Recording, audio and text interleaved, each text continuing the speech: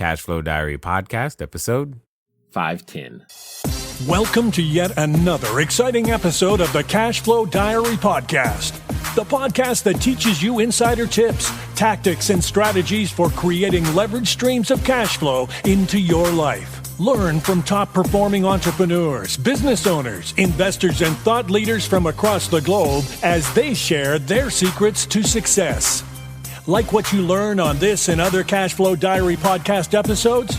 Go to learninvestingnow.com and sign up to receive powerful tips and information that will help you succeed as an entrepreneur and investor. Now, here's your host, investor, entrepreneur, business owner, educator, speaker, author, and master facilitator of Robert Kiyosaki's cash flow game, Jay Massey. All right, ladies and gentlemen, welcome to another episode of the Cashflow Diary podcast. I'm your host, Jay Massey, and I'm glad that you are here today because you know, like I know, that, well, when you start your business, the way, the vision, who you are, it does not stay the same. You grow over time. And what's interesting is that you have heard me say before, so I will say again, where you start isn't necessarily where you stay. And we have another example of this. And I hope that when we bring you these examples that you understand that, yes, one day you may see yourself as this super real estate mogul or business tycoon, but where you start is way more important. That you start is like paramount to making it happen.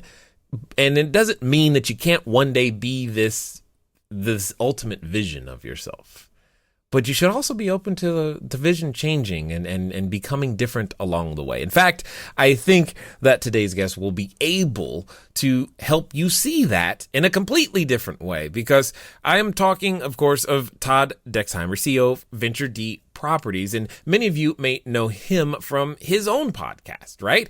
But you may not be familiar with the fact that he has completed a significant number of flips, and some of the interesting things inside of his real estate accomplishments are things like a ski resort. You're like, a what? Yeah, these are all real estate deals in various different ways. And I don't know, but I'm going to take a stab and say that Todd did not expect a ski resort as a part of his journey, but maybe he did. And yet today, when it comes to, syndicating multifamily and doing business that way, this is what Todd does. So let's listen to the journey. Let's see what we can learn, because I think you and I will be able to glean a significant amount of information that could inform our next steps on what we must do and how we must grow in order to become the bigger, better, badder version of the entrepreneurs we all desire to be. So let's make sure we take out those pens, those papers, those pads, those tablets, whatever it is that you use to take notes on, as we listen to Todd Dexheimer. Todd, how you doing? I am doing fantastic. That's an awesome intro. I love that. Thank you. Well, you're the one who did all the work, so you made it kind of easy when you've accomplished a lot of things. Now, before I get too far into it, I want to ask you the same question I tend to ask everybody else. Are you ready? Yeah. All right. I tend to look at today's entrepreneurs a lot like yesterday's superheroes. Batman, Robin, Wonder Woman, Black Widow, I don't know, you pick. Because I think entrepreneurs and superheroes have a ton of things in common. For example, as an entrepreneur, occasionally I can envision myself, running around town, using our products and services, saving our customers one sale at a time. And yes, I probably am wearing a cape and tights, at least in my head at that moment. Also, though, like a superhero, an entrepreneur has a beginning. I mean, if you think about, say, Spider-Man, there was a time where he was just a kid going to school, doing his thing. Nothing really special about that. Trying to earn some extra money, taking some photos. And then one day he gets bit by a spider, discovers he has a superhuman ability, and has to choose now. Hey, do I use this power for good or for evil? So my question to you is as follows. Before completing 150 flips, before the mobile home park, ski resort, the apartment complexes, before your podcast, before, doing all of the interesting things that you get to do as a real estate investor, what we want to know is, who is Todd Dexheimer? Good question. So, well, before all of that stuff, I was a high school teacher. I taught shop class. So I Nice. just did a simple, whatever, not 9 to 5, but 7 to 3 job, Mm. and really didn't do anything entrepreneurial. Wasn't in anything very entrepreneurial, but I always did have that kind of burning itch to do something. And so it didn't take very long into my teaching career, 5 years to be exact. Actually, I started in less than 5 years. 5 years is after I quit. So I actually about 3 years in to start this real estate journey. So okay, so I'm curious because I've heard this teacher to real estate investor thing before because it seems to be very common with teachers, and but I find that interesting that like they yeah, I was a teacher, really. I'm no longer surprised by that, but I am surprised that you're the first teacher that's like that I've run into that was not like a math teacher. You taught shop, so I find that interesting, but I think that also informs a lot of the type of real estate that you've been doing. Mm-hmm. But I'm curious to know, what was it that you discovered 3 years into teaching that you go, you know what, I need to do this real estate thing? Yeah, I think almost from the start when I was starting to teach, it was I got to figure out what I'm going to do when I grow up because it wasn't for me, honestly. Hold on. When you grow up, you were already were you not you weren't grown up yet, but you were teaching. This Yeah, is good. I like I'm this. still growing up. I like that. Yes. Yeah, yeah. So, so I just started kind of searching and figuring out and reading books, and as I started reading books and really was, I've never been a fictional book kind of person. I've always liked to read, books that are going to teach me something. And so as I'm reading these books, I'm going, I really like the idea of business. And then I started stumbling upon real estate books and I really liked that idea as well. And so that's kind of where it just snowballed. It was honestly just books, learning. I didn't have anybody around me that I knew that I didn't even know realtors. Um, so it just was about reading these books and kind of just getting completely obsessed with it through that I just was like, this is what I want to do. I don't want to be stuck in a classroom teaching. Um, honestly, teaching a lot of times kids that don't want to be there and teaching with a lot of other teachers that don't want to be there and administration that doesn't want to be there. And it just, I don't know, wasn't an environment that I wanted to stick around in for whatever, 35, 40 years. Well, what I find interesting about that is like, yeah, we all get the kids don't want to be there. But I think it's ironic that you're like, I don't want to be there either. So I was trying to figure out something to do about it. But that actually leads me to my next question. There's a number of people listening right now who are in jobs where in fact, they are commuting right now. They are in traffic right this second. They don't want to be there, on way to a job that they don't want to be at, working next to people who they don't want to associate with, but yet can't find the courage to leave. How did you manage that? Well, this maybe doesn't isn't like the pop that you want. But honestly, it was, well, first of all, it was I knew I had to do something different. So it was I had to figure out what it was that I wanted to do. I thought about going back to school, becoming a doctor, or other things, and it just like, I don't want to do that. So for me, how did I get the courage? There's kind of a couple answers. One is uh, I needed to find a way out. I saw real estate as that opportunity to get myself out. I saw that I could create that cash flow. The numbers were there. They made a lot of sense. And so the path was pretty clear to me is I need to buy these properties to get out.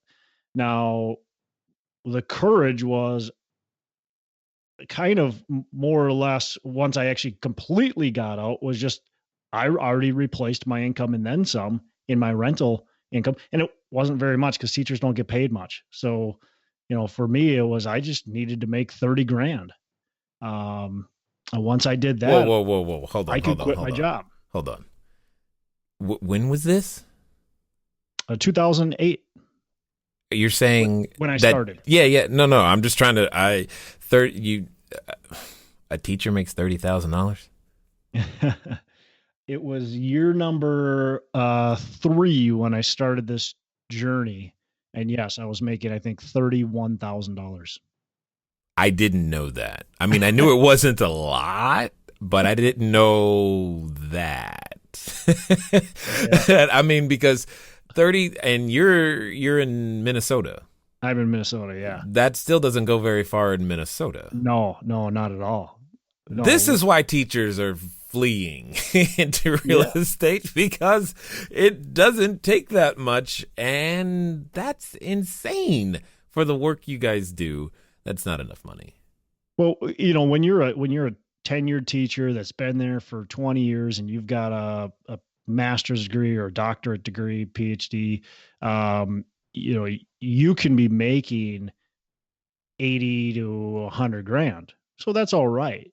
But when you just get out of college and start, until you get your master's degree, you don't make, I mean, you're looking at $30,000 to $40,000. Yeah, but okay, I'm a numbers guy, real estate, investing, business, what I do. You're saying I've got to spend another, I don't know how much a master's degree is cost, but I've got to spend that money and that time, plus the bachelor's degree money and time. No, that, the ROI doesn't seem to work for me. Am I missing something? No, it's funny that you say that, because that's exactly, I would look at my salary, because it was all printed out in front of you, exactly what you could make at what steps and all this kind of stuff. So I'd be looking at it and going, okay, I got to get my master's degree, and they don't actually apply that until you get to a certain stage. So maybe 5 years in or whatever it was, I can't remember now, but wow. So in 5 years I can get my master's, I'll jump up to like $45,000. And in 7 years I can get my master's plus X amount of extra credits, and I can jump up to 50,000. And I'm going, these numbers they don't even make sense. Like, this is ridiculous. It's going to take me forever just to get to anywhere where I even feel like I can say my salary out loud to anybody. So yeah, I'm a numbers person too. And it just makes no sense. You look at what you have to spend to get there and the time you have to take, and it's like, what am I doing? Wow. This is ridiculous. Okay. I wish I would have thought of that a lot sooner, but it took me until I got into my career to actually think about it. No, I'm stunned. I didn't know. I mean, wow. Okay, so for all of you teachers, I see your next step. I mean, you're for those of you who have wondered why the teachers get upset so much. I mean, one, if you're still, in front of a teacher today, please hug them, because they clearly have earned it.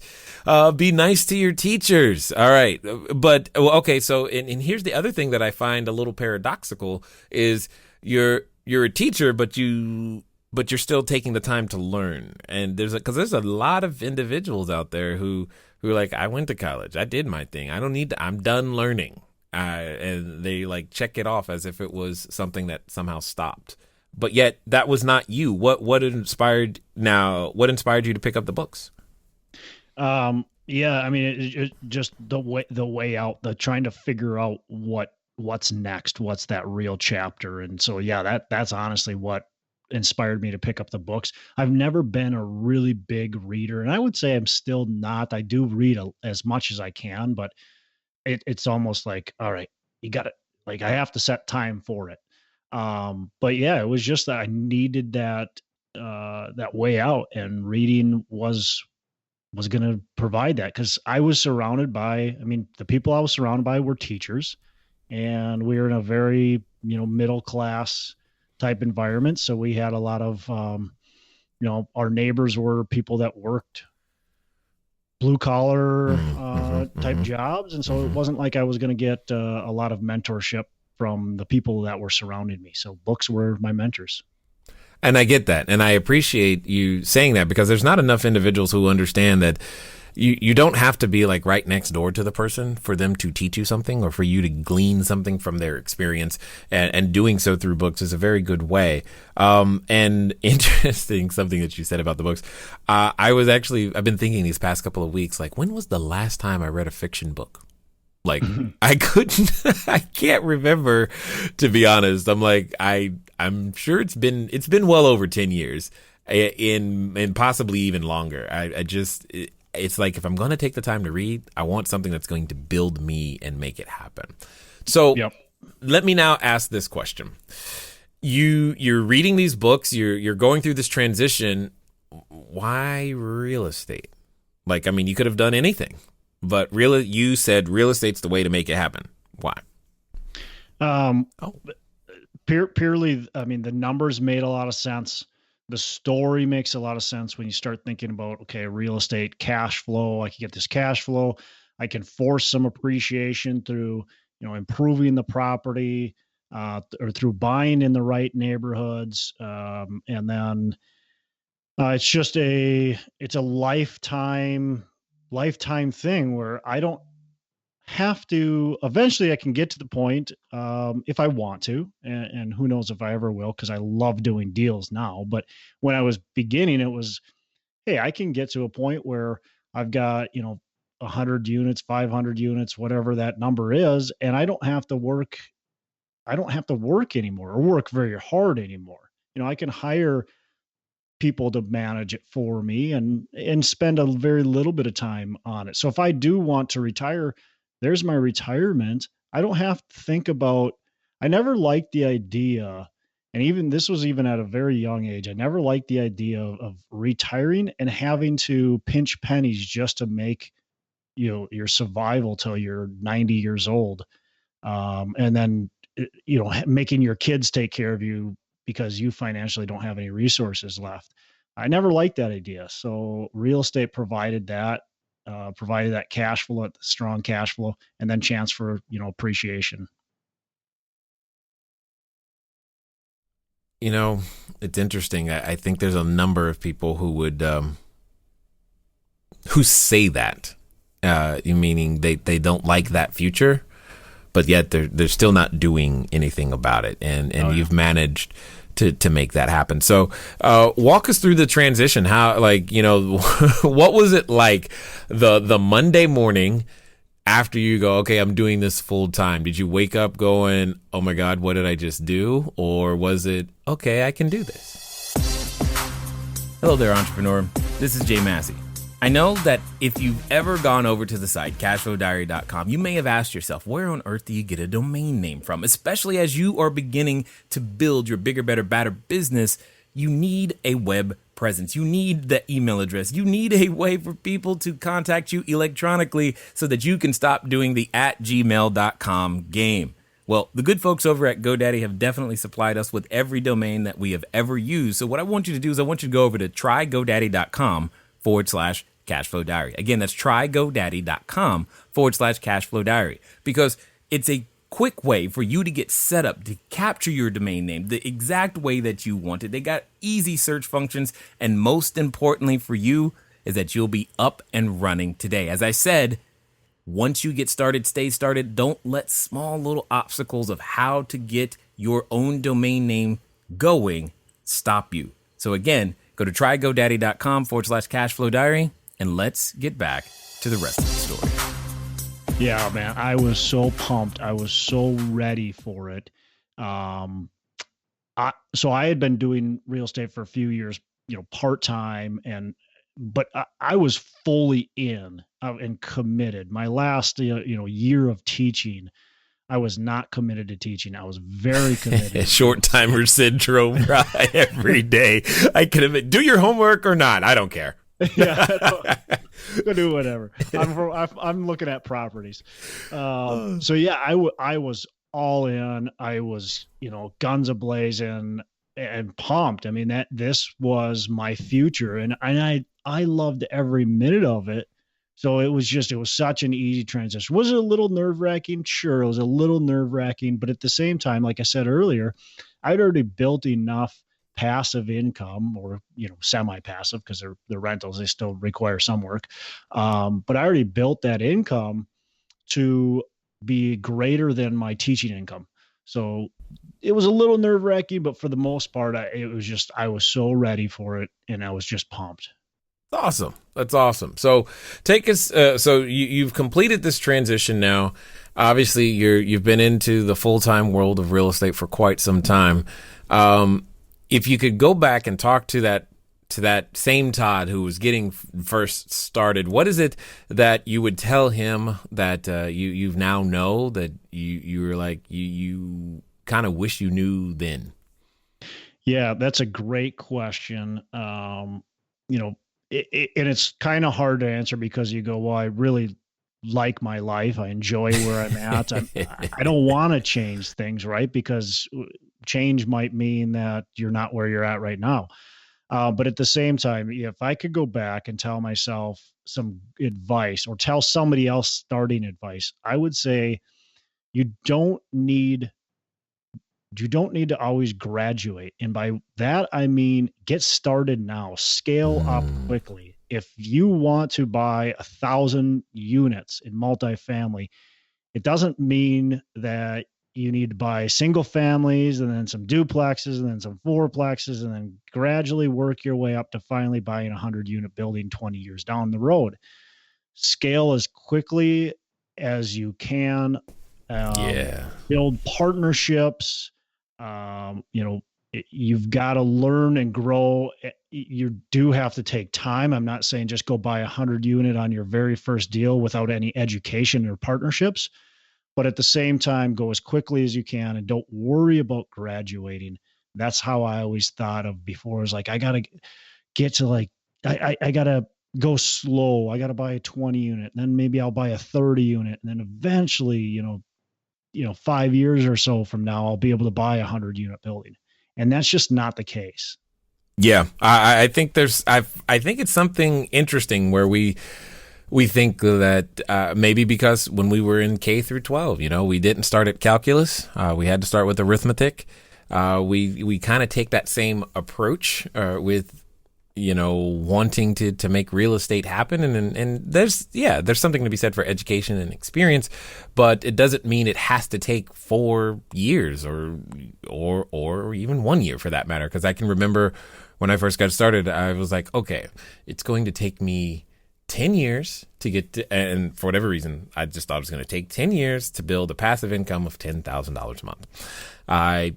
That's what I thought.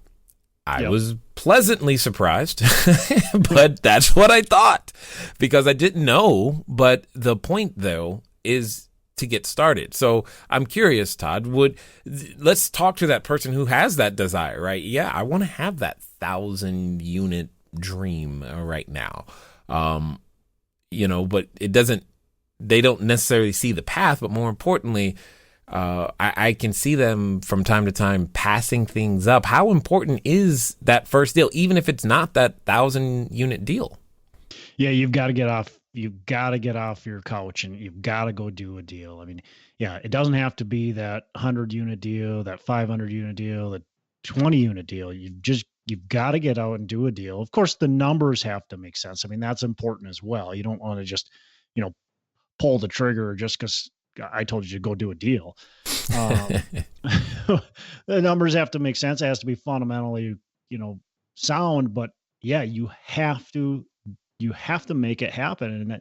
And that's something that I've been very diligent at. Is I'm not going to just sit around and wait for a deal to come to me. You've got to go find them. You've got to make the offers. You've got to actually turn the rocks over, and get those deals done. But as far as like scaling and getting to bigger properties and getting there quicker, look at things like partnerships and look at, syndications, which are partnerships, wholesaling large apartments. I mean, there's all kinds of ways to get there, or commercial, whatever you're getting into. There are all kinds of ways to go big. It doesn't have to necessarily be the traditional path that you think. Yeah. Okay. So let's talk about that for a second. Did you see a ski resort in your future when you started? Yeah, I had no clue I would ever buy a ski resort. So yeah, that's a totally off the cuff story, but yeah, I mean, be creative. I flipped a mobile home park too. I never thought about doing something like that, but when opportunity comes, you've got to take advantage of it. You've got to always put yourself out there, for one, to get those opportunities, and then you've got to take advantage of them when they actually come by, and be able to pull the trigger. I mean, I always would look at a deal and say, okay, how can I do this deal? You know, Mm-hmm. and what is it going to take? And if I couldn't figure out how to get the money for it, I was going to figure out how to find another buyer to buy it and either partner with or just get some money from them through the sale. So you always have to figure out, how can I get this deal done? Yeah, absolutely, 100%. So I'm curious, now that you're into the world of the larger transactions, etc., what was it like? Because I remember where I was sitting. I remember how it went down. The first time you're signing your name on a 7-figure plus transaction.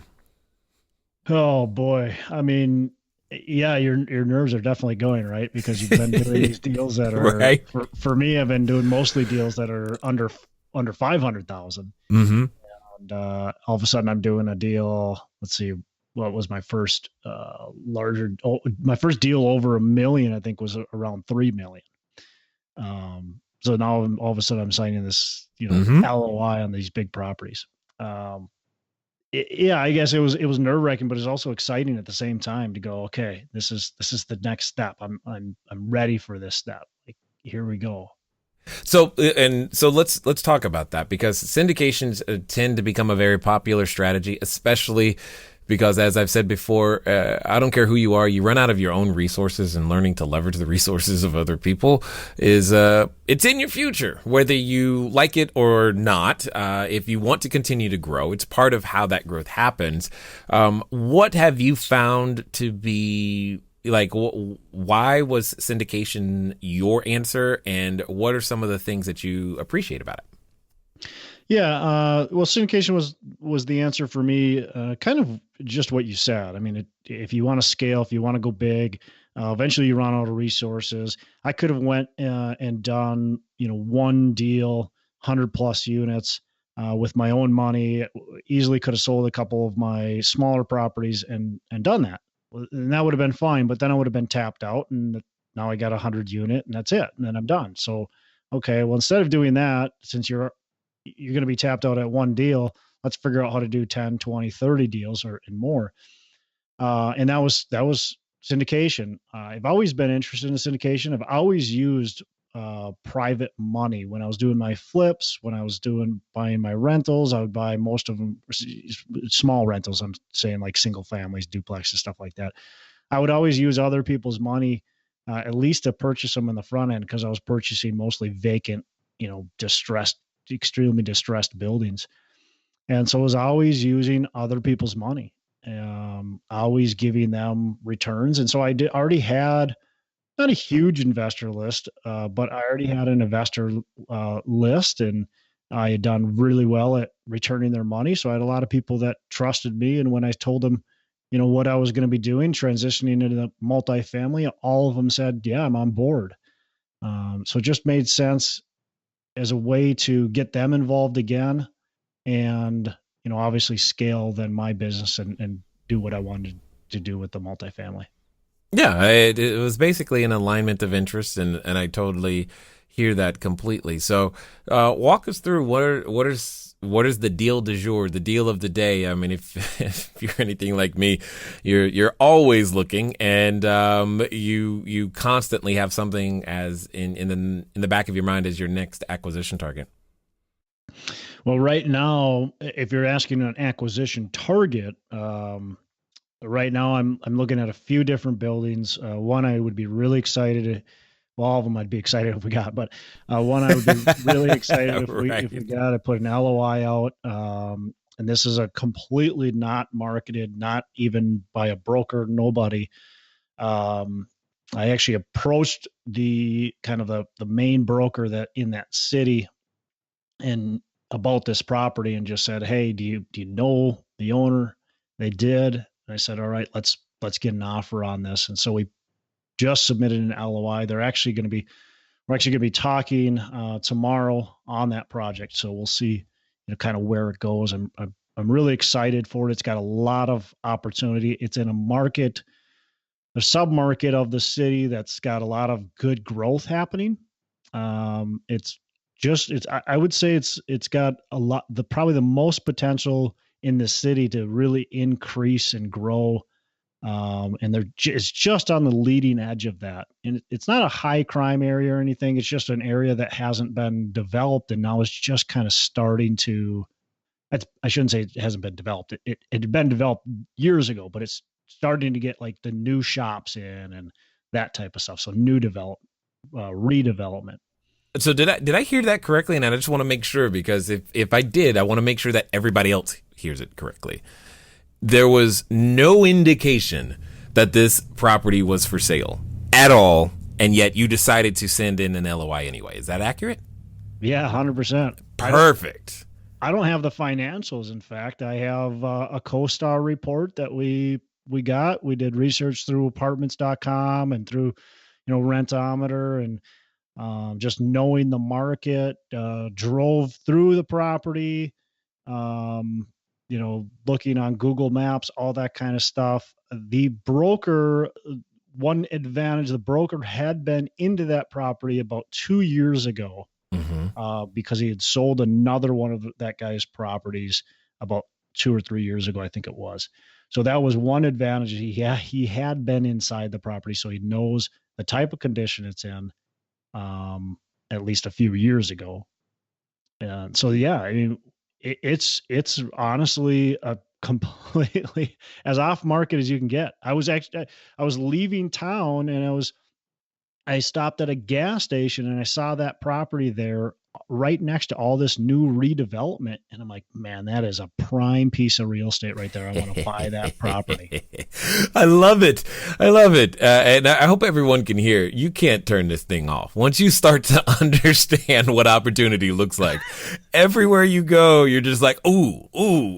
And then, because there have been times where I'm traveling with my wife, and she's like, will you stop? And I'm like, I'm not trying to. I just can't. I mean, you're here, you're getting gas, minding your own business, and then all of a sudden, it just screams at you, buy me.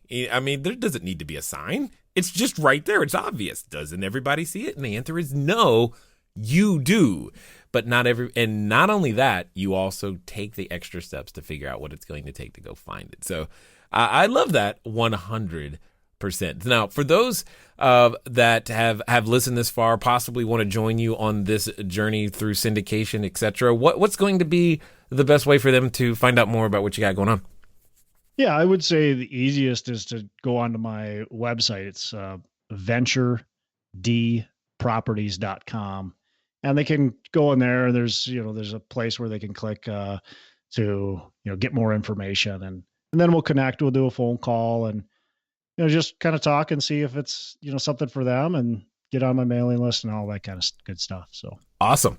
So as we wind down here, I'm interested to hear your answer to the following question. Let's, pretend that someone's listened this far and they're just like, yeah, this makes sense to me. I like what I like what they're talking about. I want to do this. I want to become a bigger, better, badder entrepreneur. They have gathered inspiration to do their own thing based upon this conversation. And now, Todd, here's the challenge. They're at what I like to call that precipice of decision. They know they should move forward. They want to move forward. In fact, they're probably even standing in front of the superhero outfit store right now, ready to pick out their own cape and tights. However, like I know, that when we reach these moments, oftentimes we have a companion, and that companion comes in the form of a voice, and that voice, it always reminds us, oh, don't you remember what happened last time? And oh my gosh, you're going to do real estate? Do you not know? I mean, you're a teacher. You make no money. You know nothing. How on earth are you going to get involved in real estate? And for some people, they're even related to that voice. So my question to you is as follows. Let's pretend that this time it's going to be different. They're going to follow through, and they're going to do exactly what you say. Not only are they going to do it, they're going to do it in the next 24 to 48 hours. So, Todd, what do they do? Well, I mean, honestly, it starts with your motivation, with your, I think most people have heard it before. It starts with your why. It starts with, it, you have to commit. You have to fully commit and not just don't take no for an answer. You're going to get punched in the face. I love that Mike Tyson quote. Yes. Whatever. I can't remember exactly how it goes. Everybody has a plan before the fight starts. And then that bell rings, you get punched in the face. It's out the window. It doesn't matter. I love it, man. Yeah, I'm with you 100%. Yeah.